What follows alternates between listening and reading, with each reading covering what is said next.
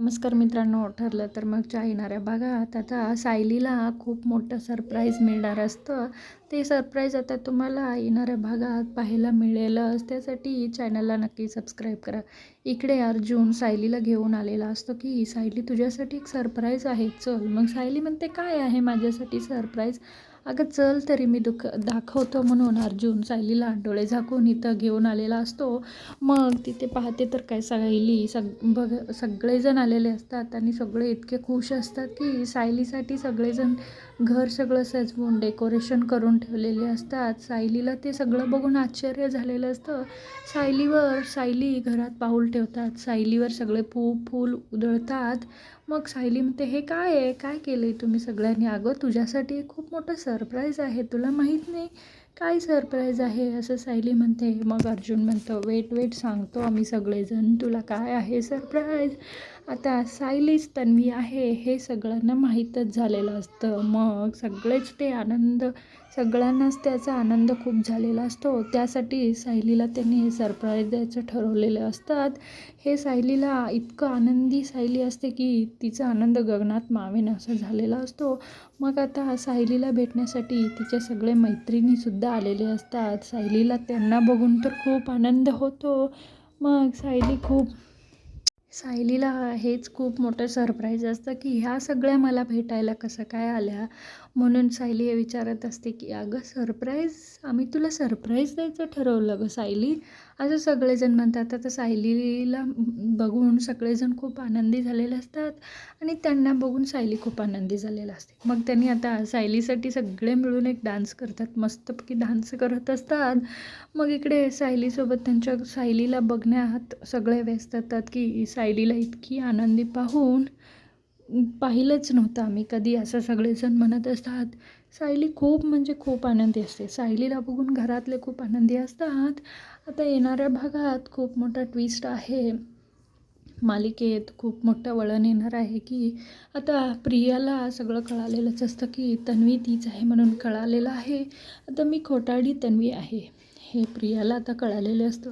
प्रिया आता जेलमध्ये बसून कटकारस्थान करत असते की आता मी कसं करू, माझं कसं व्हायचं. नाही मी सायलीला जगू देणार, नाही मी तन्वीला जगू देणार, खरी तन्वी मीच होणार, असं प्रियाचं कटकारस्थान चाललेलं असतं. आणि इकडं नागराज तर कायमचा जेलमध्ये गेलेला असतो. त्याचं सुमनला खूप वाईट वाटत असतं. पण सुमनला बघून सगळ्यांनाच वाईट वाटत असतं. पण पर्याय नाही, तो चुकीला माफी नाही. गुन्हा केलाय नागराजने, तो जेलमध्ये जायलाच पाहिजे, असं असं अर्जुन म्हणत असतो. मग इकडे अर्जुन सायलीला खूप मोठा सरप्राईज दिलेला असतो. हे बघून सायली खूप खुश असते. सायली म्हणत असते की मी तुमचे कसे आभार मानू, मला कळत नाही. आज मी इतकी खुश आहे, माझं कुटुंब मला मिळालेलं आहे आणि त्या माझ्या मैत्रिणीसुद्धा मला भेटायला आले, ह्याचा आनंद मला खूप आहे, असं सायली म्हणत असते. मग सगळेच म्हणत असतात, अगं गप्प बस, तू एवढी खुश आम्ही तुला कधी पाहिलंच नव्हतं, तू आमचीच आहेस गं, तू आमची तन्वी आहेस, मग आम्ही तुमच्या तन्वीसाठी एवढं करू शकत नाही का, असं सगळेजण म्हणतात. आणि इकडे प्रतिमा, रविराज सगळेच खूप खुश असतात.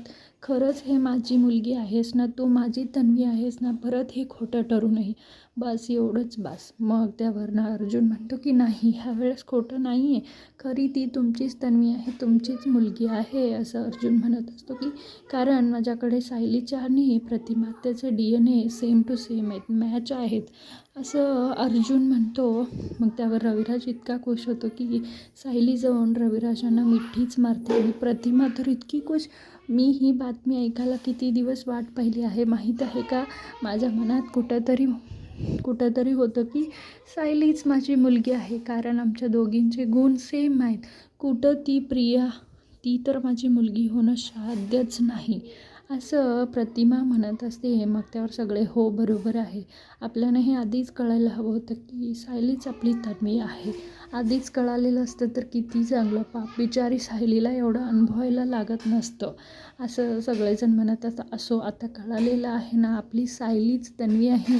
नाही, आजपासून तिला कोणी सायली म्हणायचं नाही, तन्वीच म्हणायचं तिला सगळेजण, असं सगळेजण म्हणत असतात. इकडे पूर्ण आजीसुद्धा आलेली असते. पूर्ण आजी म्हणते, ये गं माझी नाचसून, तुला घट्ट मिठी मारायची आहे.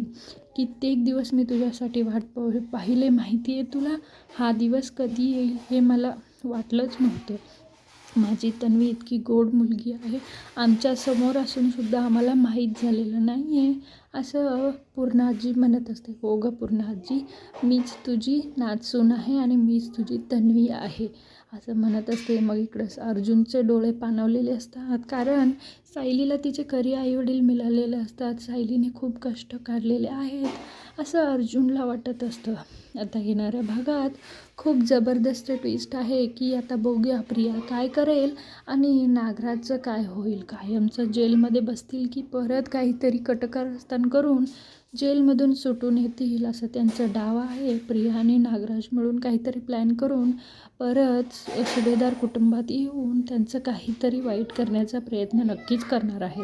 येणाऱ्या भागात हेच पाहायला मिळणार आहे की आता सुभेदार कुटुंब एकत्र आलेलं आहे, त्यांना त्यांची खरी तन्वी मिळालेली आहे आणि सगळ्यांना खूप आनंद झालेला आहे. असेच नवीन अपडेट्स तुमच्यासाठी येत राहतील, त्यासाठी चॅनलला नक्की सबस्क्राईब करा. धन्यवाद व्हिडिओ बघितल्याबद्दल.